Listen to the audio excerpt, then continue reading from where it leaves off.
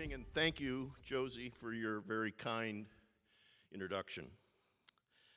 I'm taking a few minutes tonight to explain what I believe has been a significant national and worldwide misfortune that could have been moderated and at least perhaps even avoided.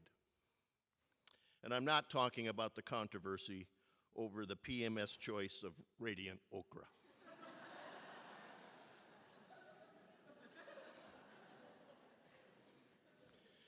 First, even without avoiding the financial crisis of 2007 and the recession that followed, the feeble, lackluster economic growth of the last 7 years could have been avoided.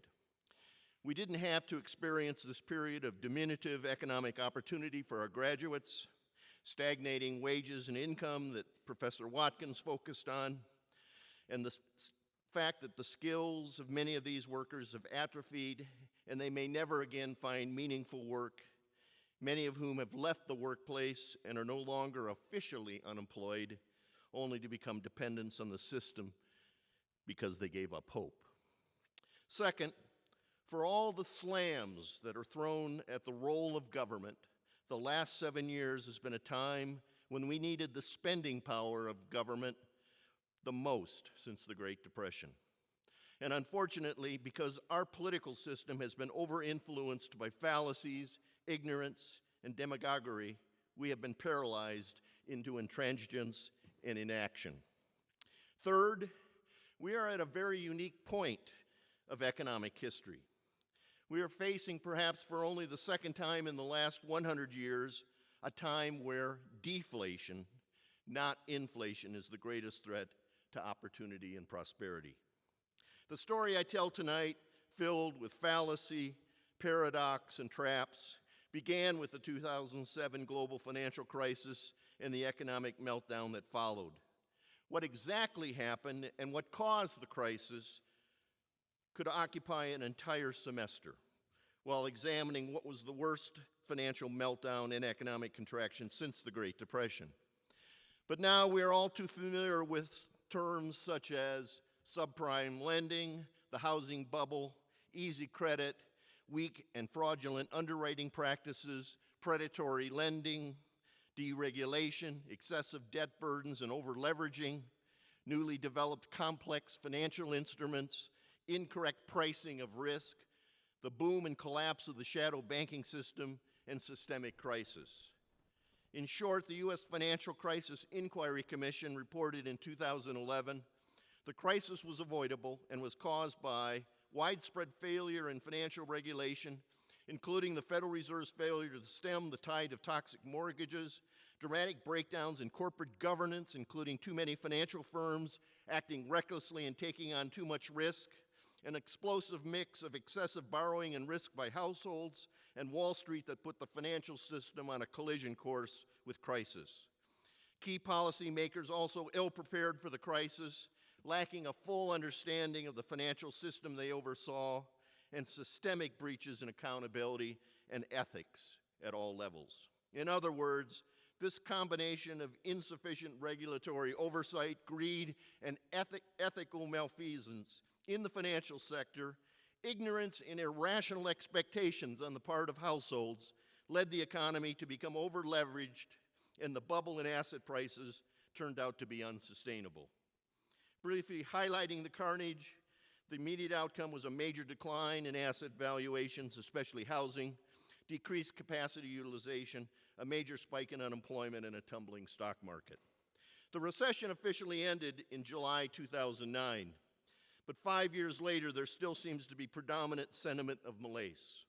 According to a Pew Research Center report just released this month, only 21% of Americans rate current conditions as excellent or good, versus 79% as fair or poor. Only 33% said that jobs are readily available in their communities. When asked about good jobs, that figure falls to 26%. 22% believe the economy will be better in a year from now. 22% think it will be worse, and 54% think it will be the same. And in some polls, 5 years after the official end of the recession, only 21% of Americans believe that the recession has ended. To address the 3 points, that I opened up with tonight, I'm going to share 4 concepts that I hope you will find helpful to understanding my message tonight. First, the concept of the fallacy of composition, which implies that something is true of the whole from the fact that it is true of some part of the whole. The paradox of thrift is a good example of the fallacy of composition, especially in the context of tonight's story. The paradox of thrift simply states that if the predominant behavior of households and firms is to attempt to save more during times of economic recession, then total demand of the economy will fall, and this decrease will lead to decreases in income and economic growth.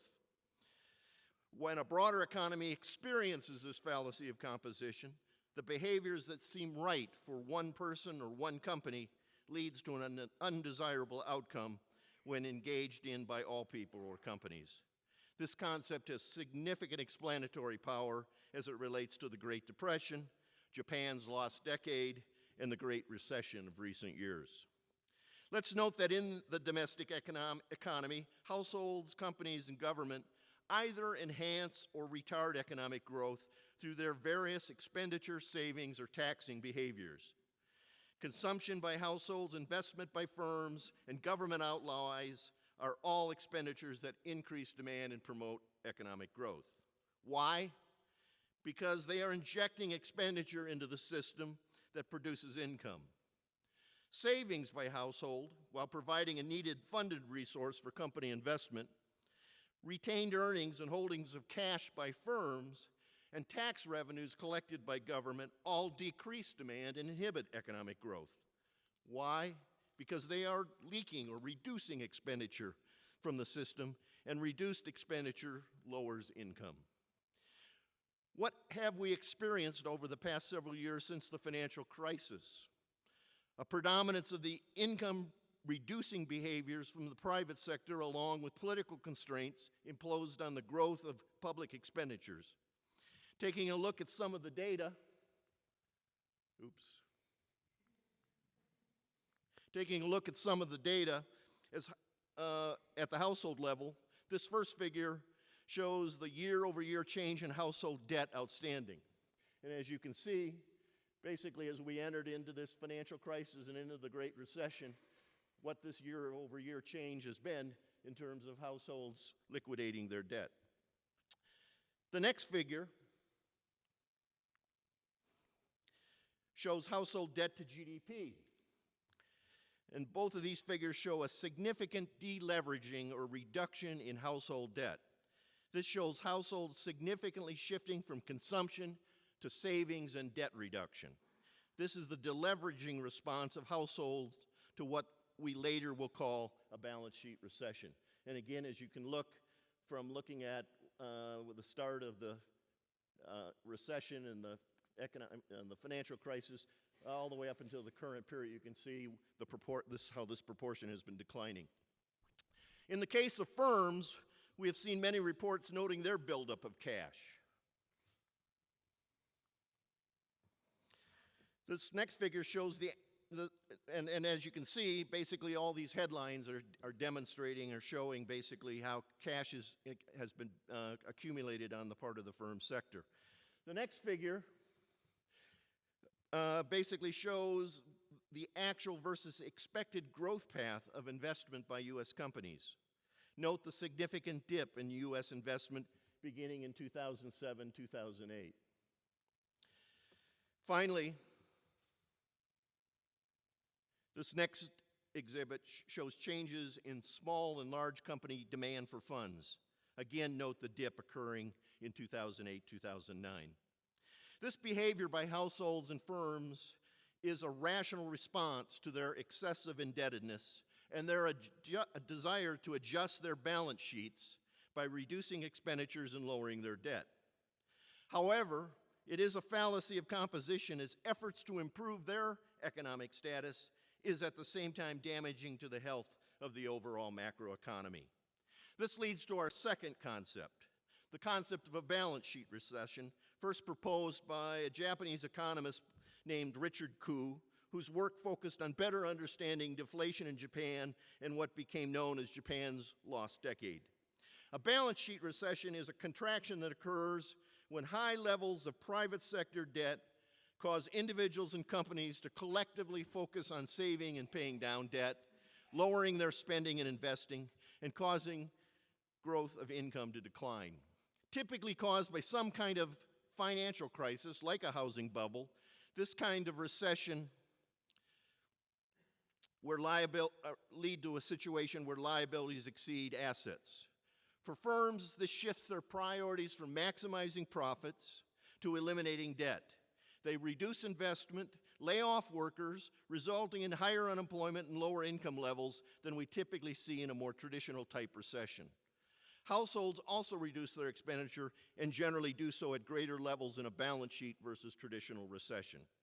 In more traditional recessions, the principal policy tool of the government is monetary policy, again, as Professor Watkins pointed out, which involves lowering interest rates in order to entice businesses to invest in new plant, equipment, and technology, and to get households to use credit to expand consumption. With this increase in demand, companies hire more workers, leading to increased income levels and more spending. But in the case of a balance sheet recession, this monetary strategy is ineffective because of our third concept, the liquidity trap, where attempts at monetary expansion by the central bank, our Federal Reserve, to stimulate spending and economic growth are ineffective. A liquidity trap occurs when households and firms do not respond to the stimulus and instead hoard cash and reduce debt. They either are trying to repair their balance sheets or they expect adversity in the form of deflation, unemployment, or war. The anemic economic recovery we have experienced over the last 5 years, at a time when interest rates have been maintained at record low levels, leads to the clear example of a persistent and pervasive liquidity trap. In effect, monetary policy alone has been effective in growing the economy to full employment, and fiscal policy through increased government expenditure and tax reductions is the only effective tool in this unique kind of environment. Finally, I want to introduce the concept that recognizes this as a unique time in economic history, called the yin and yang of economic cycles. This suggests there are two distinct phases of economy. A yang phase, which is textbook and ordinary and represents our conventional understanding of how business cycles in the economy work. Most of us have only in our lifetimes experienced this yang phase until this very recent recession. The yin phase is a period where balance sheets are significantly damaged, and there are only 3 modern examples of the yin phase: the Great Depression, Japan's lost decade, and the Great Recession. Now, I'm going to move forward a little bit because my time is running out, but I want to make a couple concluding comments. I want to note that in some ways, we need to be very thankful that these last 6 years, the government ran the deficits it did. These were blessed deficits, given the private sector's reaction to its first balance sheet recession it experienced since the Great Depression. One can only imagine the magnitude of the U.S. and world economic contraction if governments actually succeeded in significantly reducing public debt and, God forbid, having achieved the call by some for a federal balanced budget. This was just not the time. Fortunately, we learned some things from the Great Depression, and enough to avoid a more complete collapse of our economy. But we didn't learn quite enough. Yes, early on, a fiscal stimulus package was put in place by the Obama administration. However, the problem with the stimulus wasn't that it was the wrong policy. The problem was the size and duration of the stimulus. Growing federal deficits, an expected outcome of a recession, since tax revenues fall and the safety net expenditures increase, spooked many in our Congress. Already 5 years ago, we heard how deficits were going to spark runaway inflation, and in the yang phase, there's truth to that argument. But that's not the phase we're in. There still is no inflation in sight, even though long-term interest rates continue to stay at historic low levels. What should have occurred was a large and sustained fiscal stimulus that invested in our national infrastructure and provided more educational and training opportunities to match worker skills with the skill requirements of an ever-transitioning economy. Over the long run, one of the best ways to reduce the size of federal debts and the federal deficit is to grow the economy, and this is the experience that reduced deficits in our national debt in the 1990s and the post-World War II era. Economic growth can only provide more of our citizens the opportunity to prosper and achieve America's economic promise.